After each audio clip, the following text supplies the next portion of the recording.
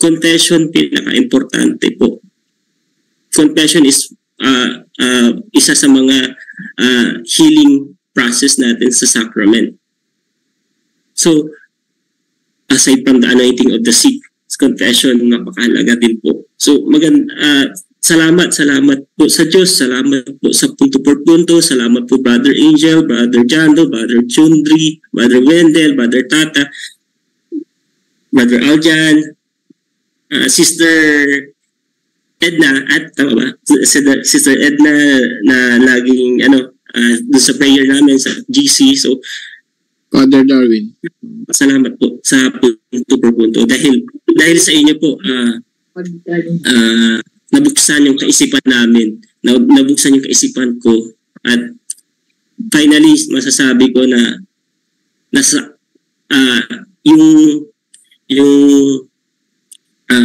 yung buhay ko talagang para sa Diyos talaga.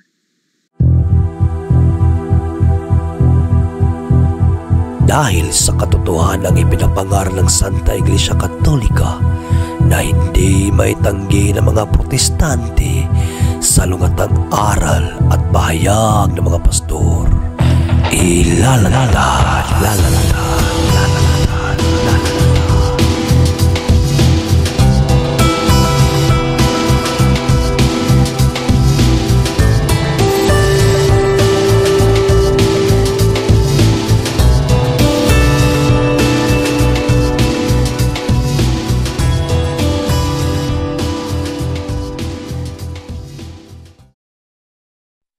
Bag sauce in hand.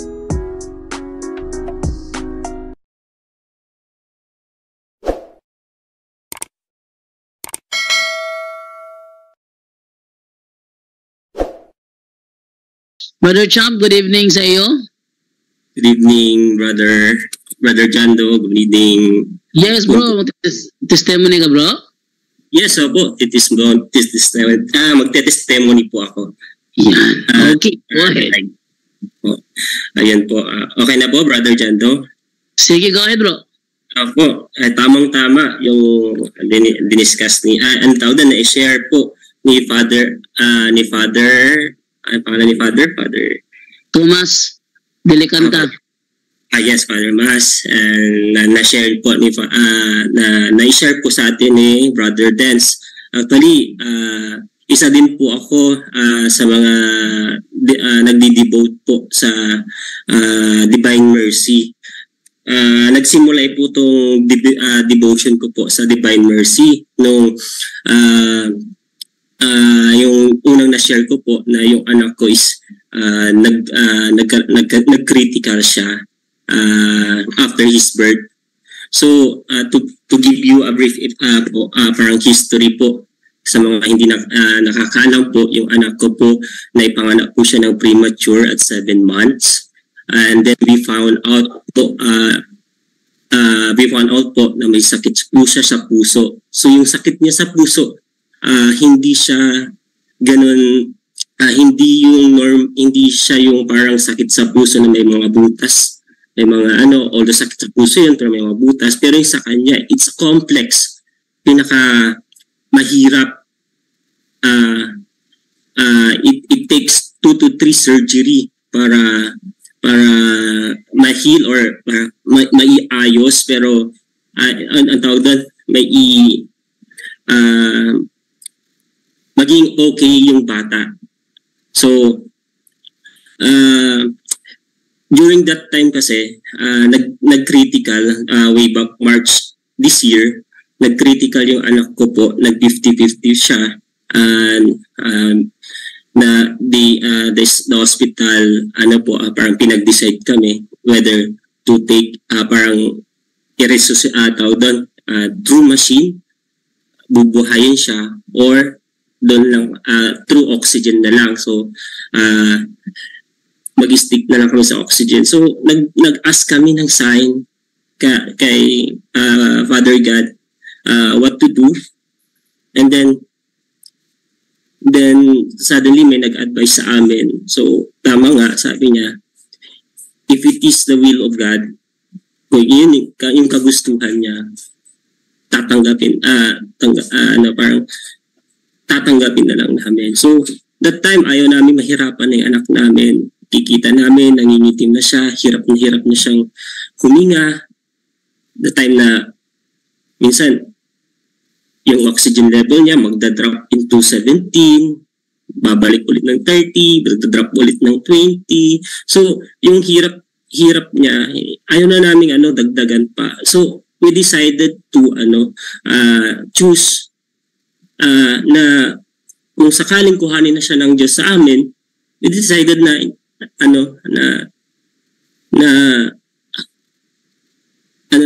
parang peacefully na hindi na kami gagamit ng mga machine para isuksok, kasi kung itignan natin, mga tubo isusuksok pa sa mukha niya. So, ang hirap nun para sa isang magulang na nakikita mo yung anak mo na nahihirapan sa ganung kamurang edad. Biruin niyo po, wala pa siya sa isang buwan, pero ganun na yung pinagdadaanan niya. So, ayun, we decided na sa oxygen na lang siya. And then, parang sa araw din na yun, nag-ask na rin kami ng isang pare. So sa pare, nag-ask kami na pwedeng mag-undergo ng baptism para at least before siya kuhanin ang ama natin, maging kasakop siya, maging sakupin siya ng Panginoon, na ituring siya na totoong anak through baptism. And then,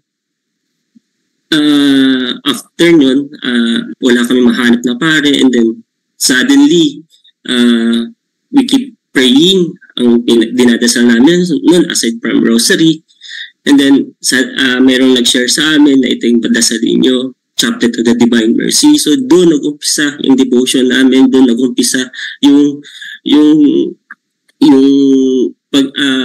pananalangin namin para sa ating Jesucristo na mahabagin. Pray kami, di ba, Chaplet Divine Mercy, and then suddenly tumawag sa amin yung isang pare, dati namin parish priest. Sabi niya, kumusta? Nabinyagan na ba? Yes, Father, nag-emergency baptism ako that time kasi wala na talaga. So, wala akong mahanap. Yun ang advice namin ng parish priest namin current, kasi that time, madami rin siyang ginagawa. Hindi niya kami, hindi na talaga niya maisingit sa schedule. So, nag-emergency baptism ako. And then sabi niya, sige, puntahan kita dyan. So we praise God kasi, alam mo yun, isa nang lumapit during sa mga pagdadasal namin, lumapit yung dati namin parish priest, binyagan, at the same time inanoint niya. So that time nakita namin yung parang kinagabihan doon, nakita namin yung improvement ng bata. Parang alam mo yung dati nangingitim na siya, yung hininga niya nagda-drop, tataas, nagda-drop, pero hindi ngayon. Parang tumatas na siya, nag-stable. True. That time yung shinare ko because of the yung sa baptism and then the receiving yung sa anointing of the sick. So yun yung parang testimony ko kung gaano siya ka-effective sa isang pasyente or sa isang tao na nangangailangan nun. So very thankful kami na dahil doon parang nakikita namin improvement niya. So continuous pa din. Rosary, praying the Chaplet of the Divine Mercy na talagang inoras-oras, lagi namin dinadasal. Nag-download na nga ako ng audio or yung video niya na itinapat ko talaga sa anak ko doon sa incubator. Tinapat ko doon talaga habang nagdadasal kami, naka-play din yun. Yun yung nagiging routine namin every oras-oras, ganun kami, and then suddenly,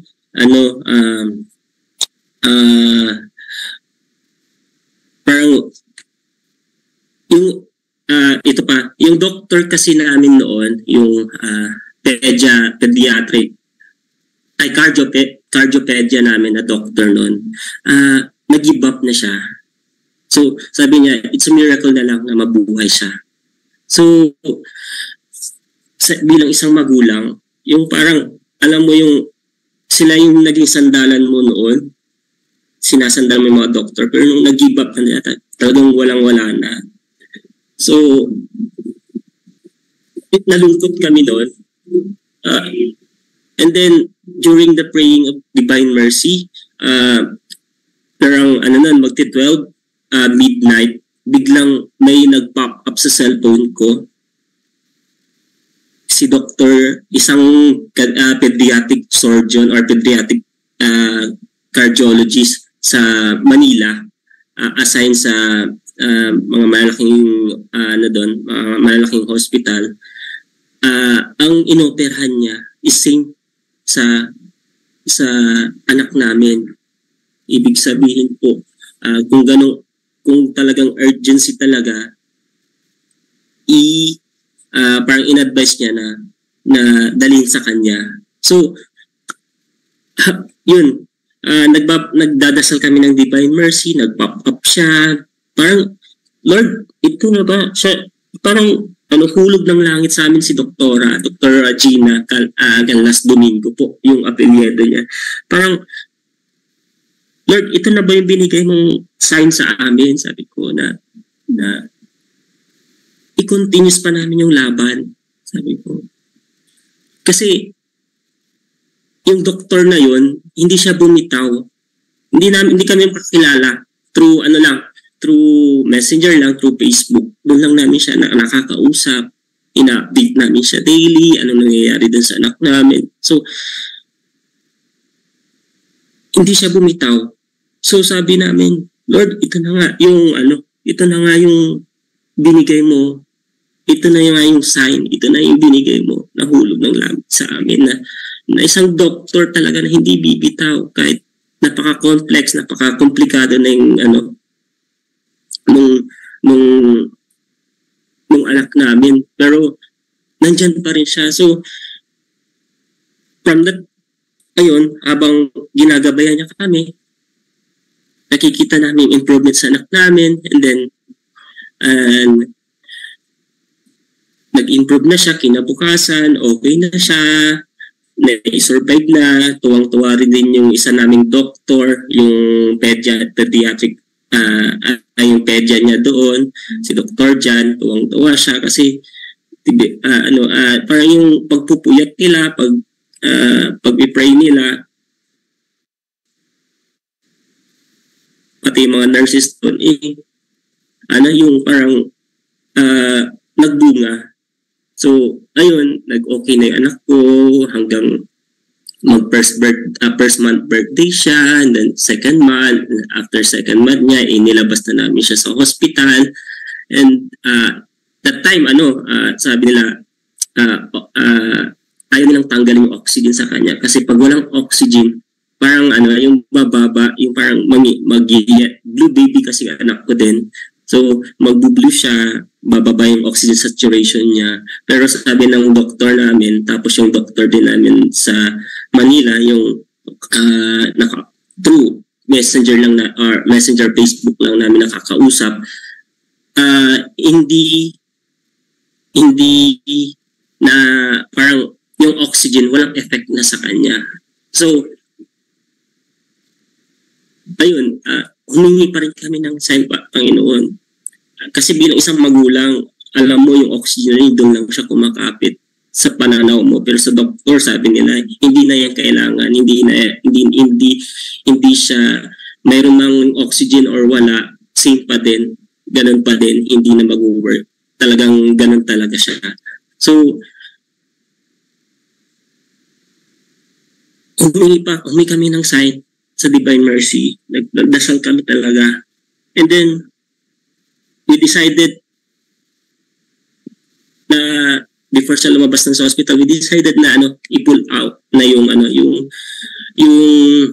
oxygen niya.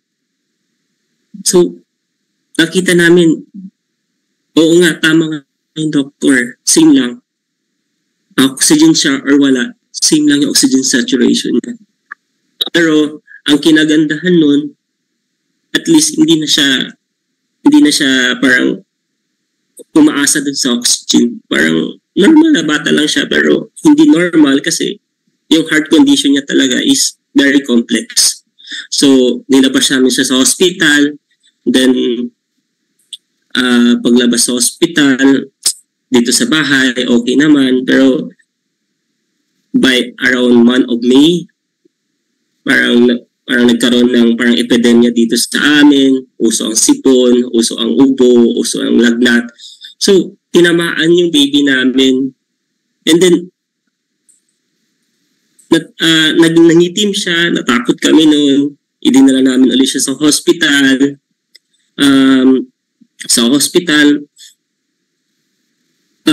Tumagal kami doon ng mahigit isang linggo. Talagang inobserbahan, pababa rin yung oxygen niya. Yun, tuloy-tuloy pa rin ang pagdarasal namin. Tuloy-tuloy pa rin yung devotion namin sa Divine Mercy. Tuloy-tuloy pa rin, sinusunod din namin yung mga prayers, mga rosaries. Tuloy-tuloy pa rin ako nagsiserve sa simbahan. Kasi alam ko, siya lang yung makakatulong sa amin. The time na ibinigay namin sa kanya ang aming anak. Nagtiwala kami sa kanya. So, after nun, nag-okay siya, nag-stable na. So, inuwi na namin ulit siya sa bahay. Then, after a month, ganun pa din, merong mga sakit-sakit na naman, tinamaan siya. Pero, thank God, until now, kahit may sipon siya, kahit inuubo siya, hindi na siya yung mangingitim. Okay na po yung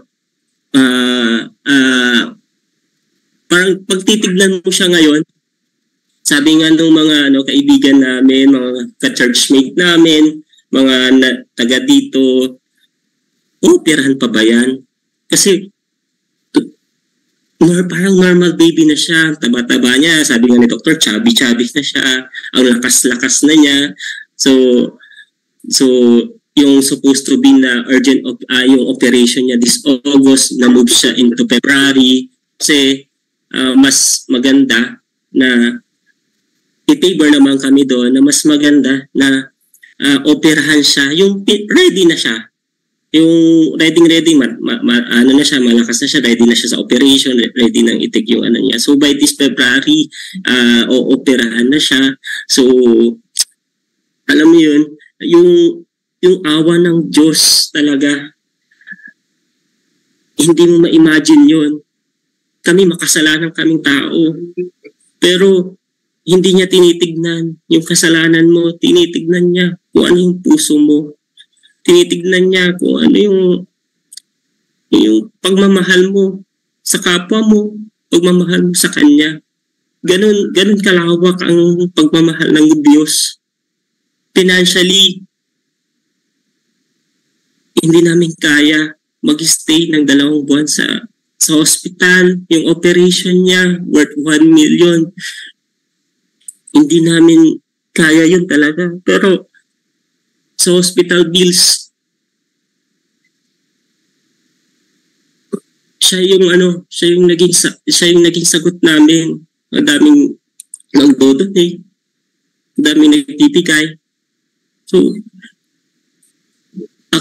wala talaga, totally wala kaming ginastos sa hospital bill. So, napakalaking pasalamat namin talaga sa Jesu Cristo na ang ating Diyos isang maawain talaga. So ngayon, aside doon sa Chaplet of Divine Mercy na talagang dinidebut namin na pinagpipray, lalo na ngayon, harapin natin yung Christ the King. Ang Christ the King is devoted to the Divine Mercy, so natataon talaga.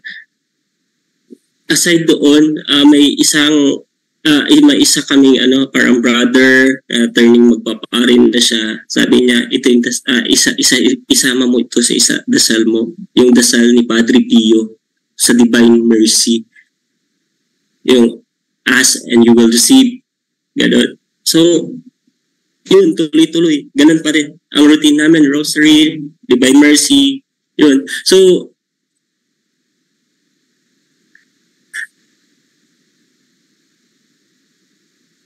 magtiwala lang tayo sa Kanya. Ang Diyos talagang mahabagin. Hindi niya tinitignan kung sino ka, anong ginawa mo. Basta, bukal sa loob mo, bukal sa kalooban mo, yung ginagawa mo, ang Kanyang awa, ibibigay niya sa iyo. Magtiwala ka lang. Amen. Yan lang po, Brother Jando.